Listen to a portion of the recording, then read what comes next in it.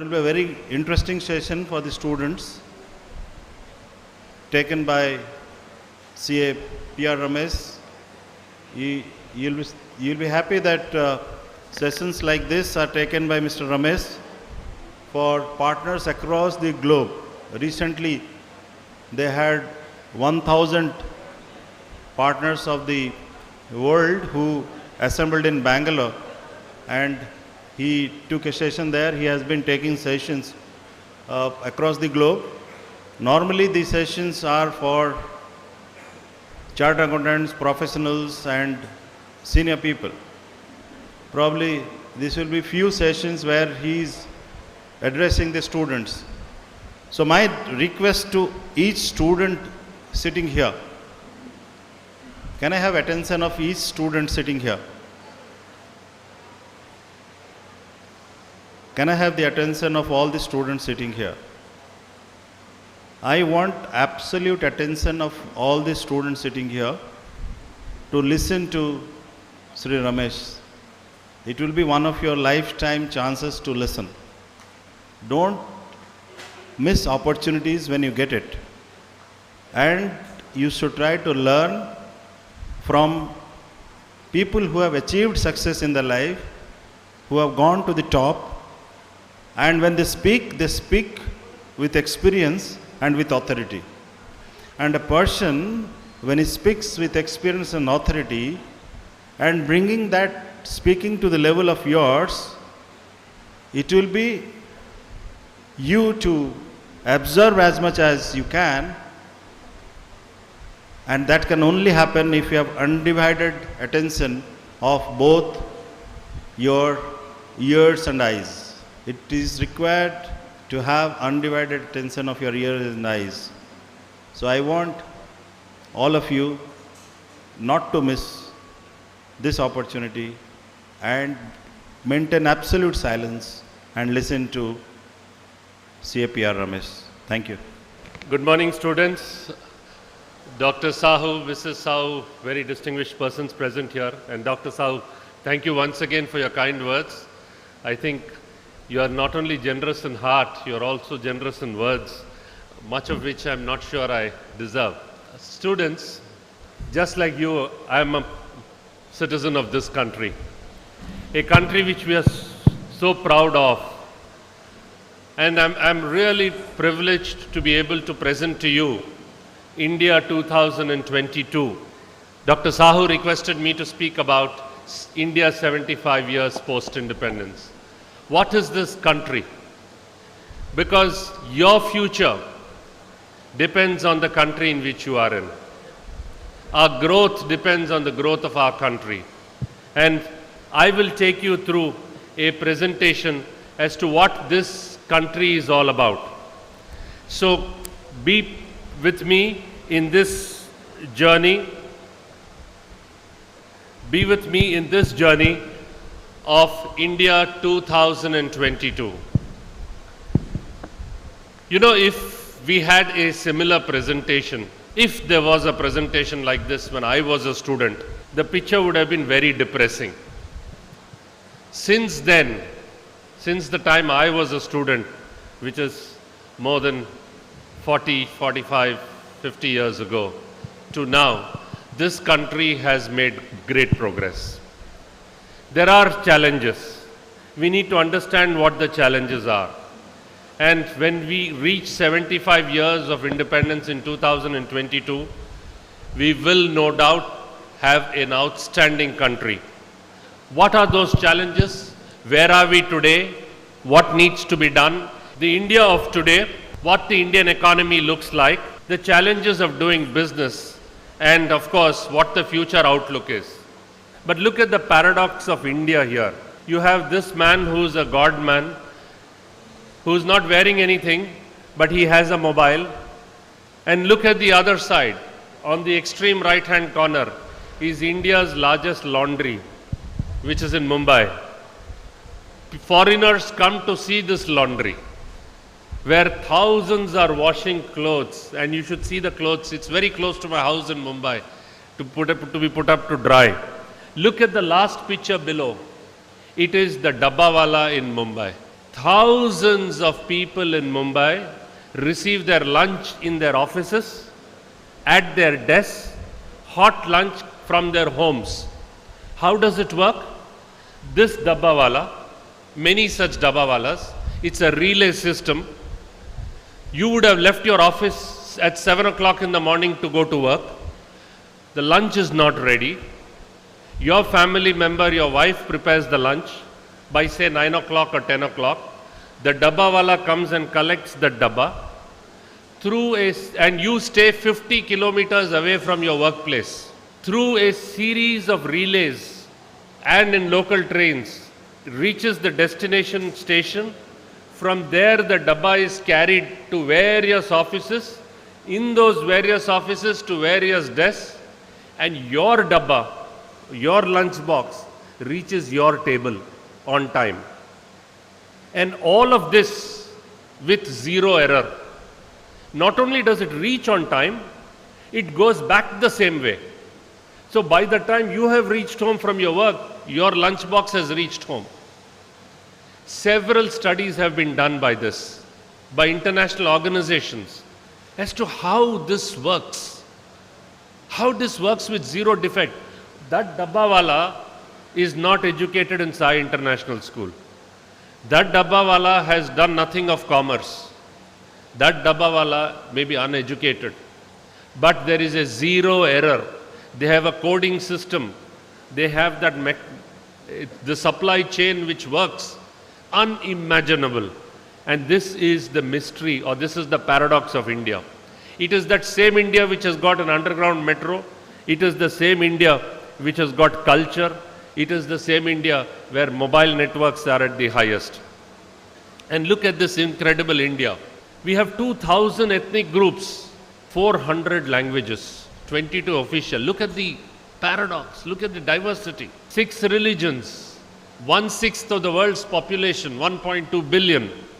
But we are one country, and this is the country which we have to manage. Look at the diversity. It's easy to grow and manage a single homogeneous group of people. But if you have to manage 2,000 ethnic groups and get them to move in the same direction, what a huge challenge it must be. Now let's come to, I'll give you some statistics which you may not be aware of India. It is the 7th largest country. It is the largest democracy and second in population terms. It's the 10th largest economy today in the world. And if you apply what is called purchasing power parity, meaning $1 in the United States will not get you a haircut, right? You can never get a haircut in $1. But $1 equivalent in India in 60 rupees, you can easily get a haircut. So you need to translate rupees and services value to equivalent values in dollars and then compare economies. When you do that, India is the 4th largest economy in the world.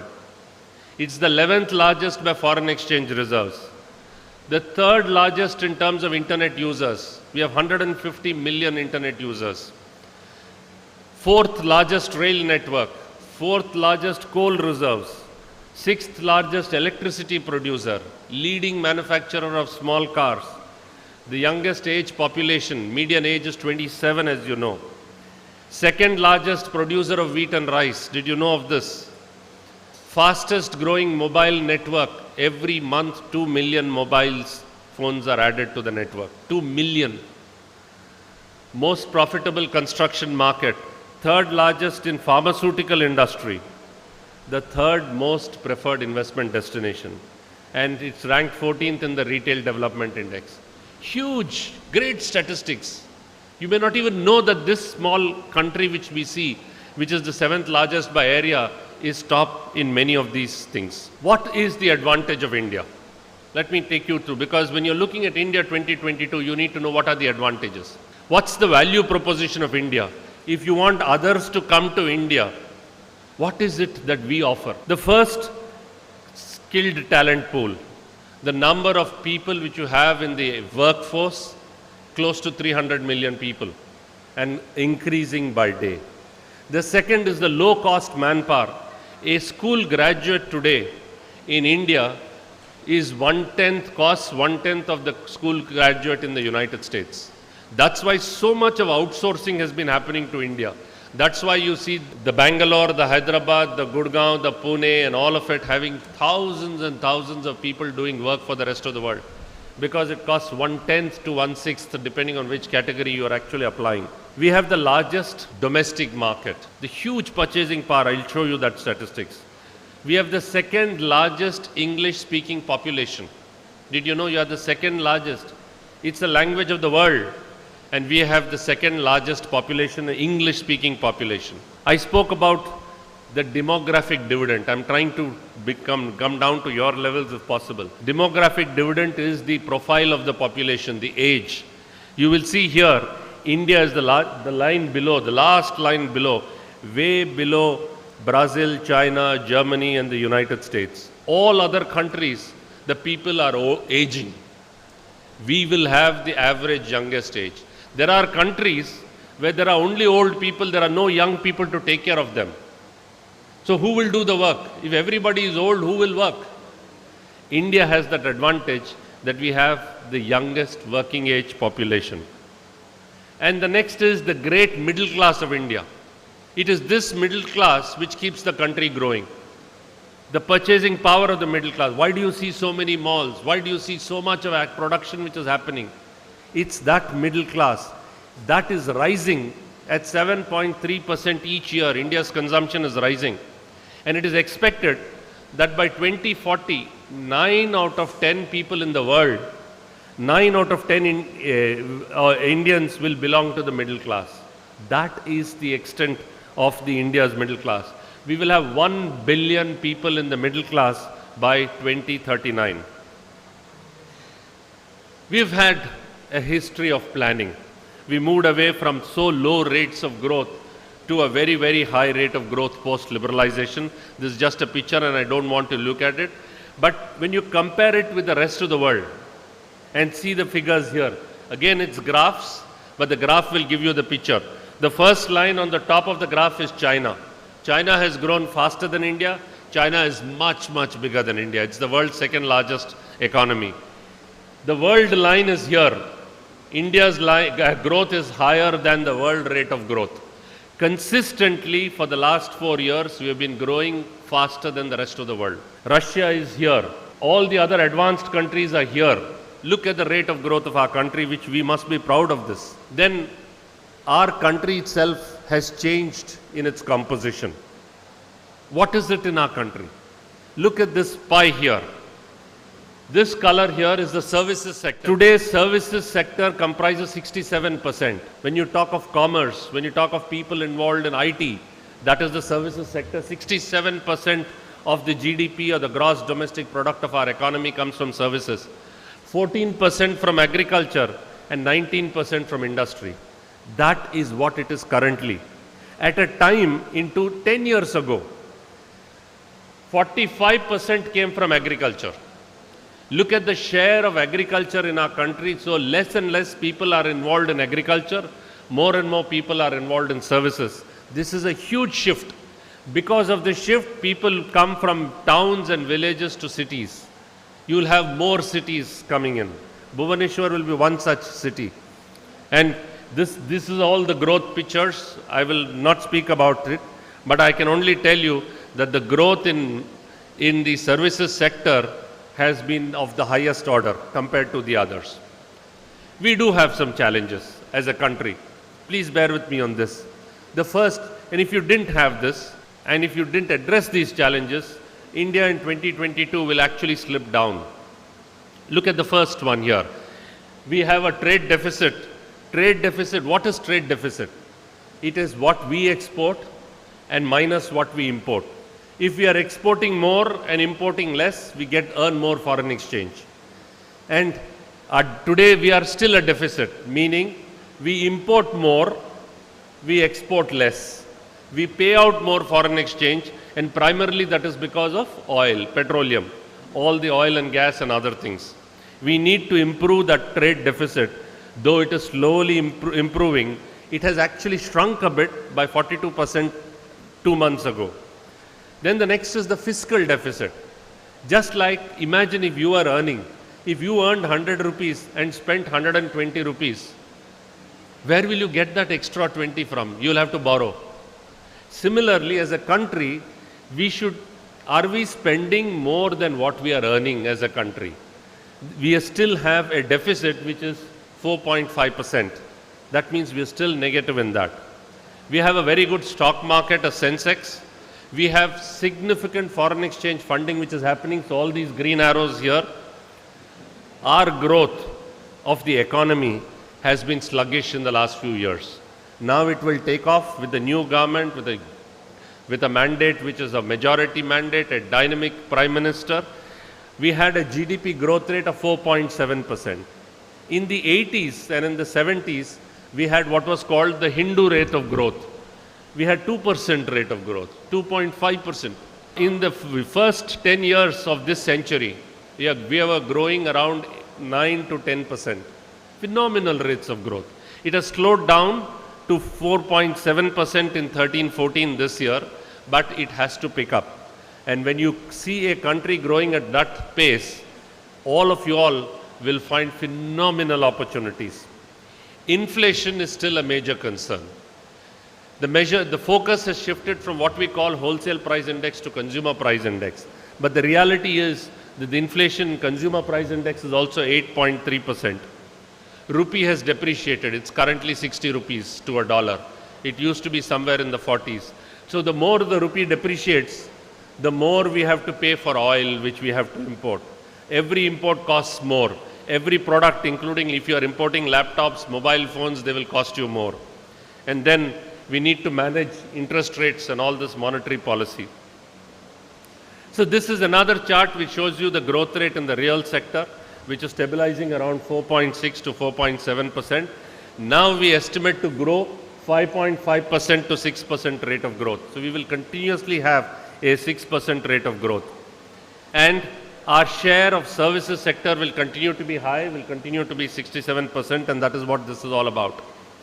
Even on the demand side, what you want to buy, what you want to do, that is also growing at a very, very rapid pace. And that is another aspect. Now, again, this chart, and I don't want to bore you with charts, but this chart also shows a rate of growth of India much greater than the rest of the world. And you will see here, the world line is in the middle, India's line is much higher. I won't spend time on the monetary sector or inflation or the rupee, and all these are not important for you, but this is another thing which is important. A lot of foreign money is pouring into India. So much so that only foreign investment comes into India that we can have new facilities, you can have investments in infrastructure, a whole host of things. And I spoke about the fiscal issue. Fiscal issue is the management of the economy. What are the revenues you earn? How much do you spend? How much revenue comes from tax? How much goes in subsidies? And if you see this table here, you will find tax revenues is 52.6%. And look at the expenditure. We are spending 40% in other non-plan expenditure. That is a big, big drain. We have spending 24% in paying interest. Government is paying interest of 24% of what it earns. It is a huge outflow. That money is not going into development. It's not going into building infrastructure, but getting into interest. And all of this shows you some of those indicators which is there. We've had a new finance minister. We've had a new prime minister.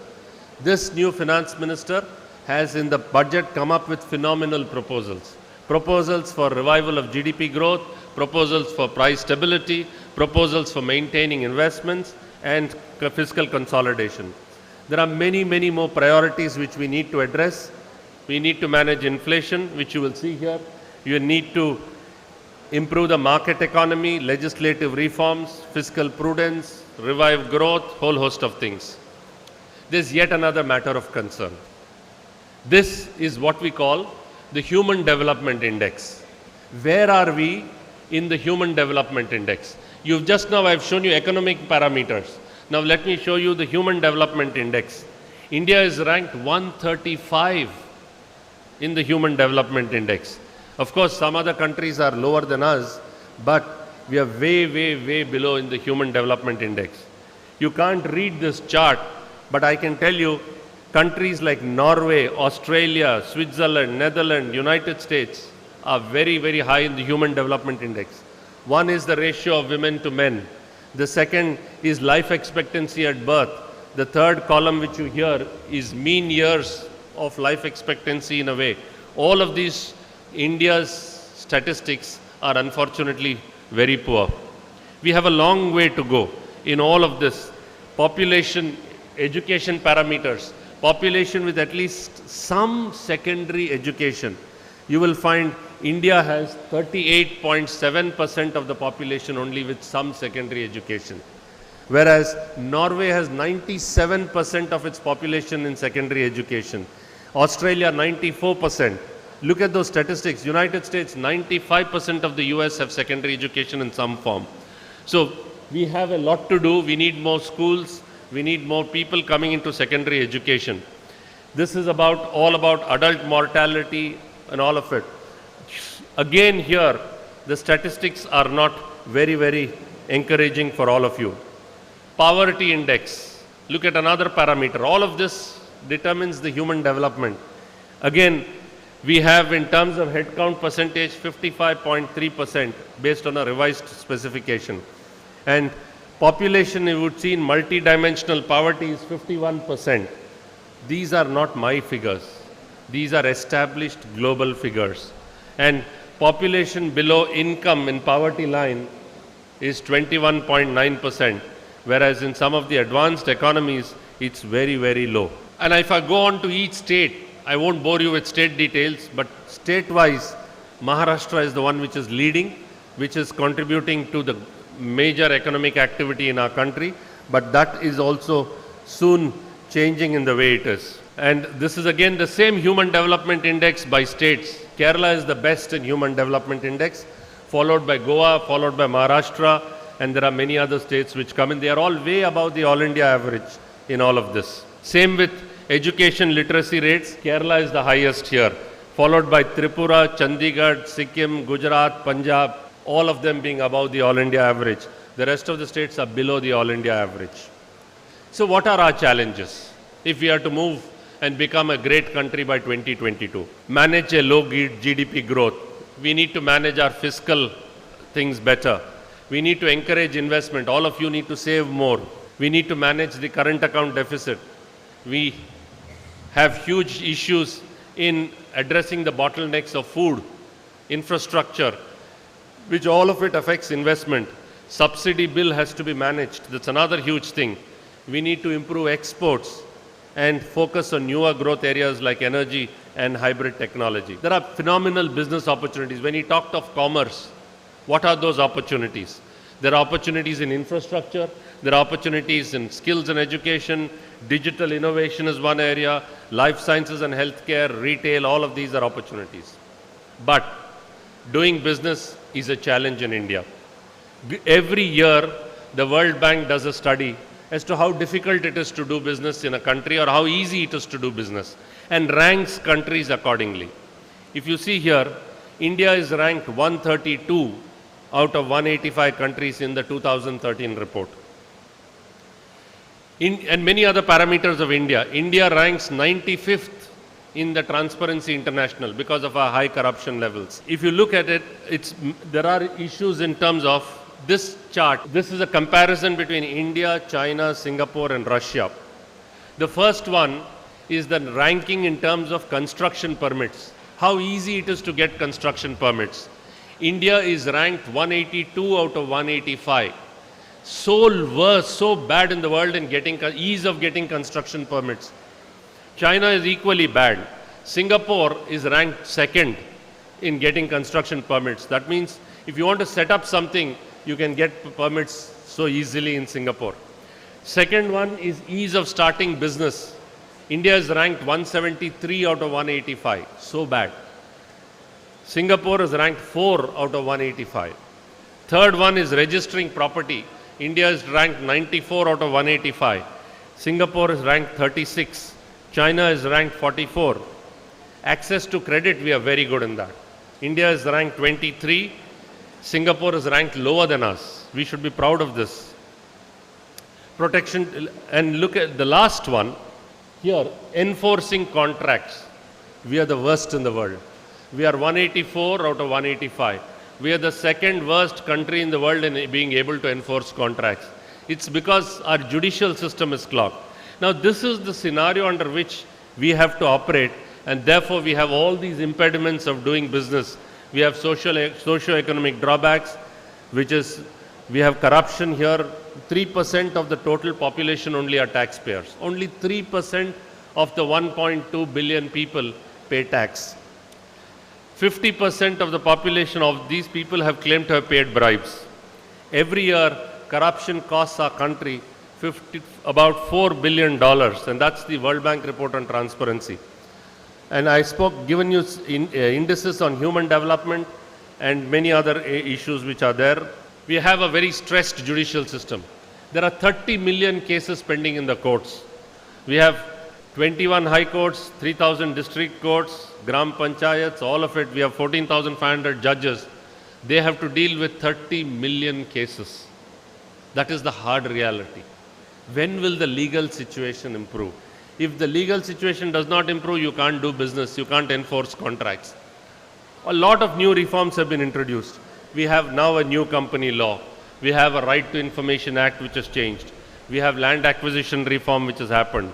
We will move into a goods and services tax regime. These are very high level things which I'm telling you. We will move to a new income tax act or a direct tax code. Insurance sector has been opened up. Manufacturing is another big thing. So at the end of it, all I'm trying to tell you is, our country, you can't wish away our country. It's a phenomenal country. We have our GDP today, as I told you, we are the fourth largest economy by purchasing power terms. We have $1.6 trillion of GDP. We're the largest percentage of high net worth individuals. We are 17% of the world's population and the youngest nation. Come 2022, where will we be? We will be ahead of Italy, France, Germany. All these developed nations, we will be ahead of them. By 2032, we will overtake Japan at this rate of growth.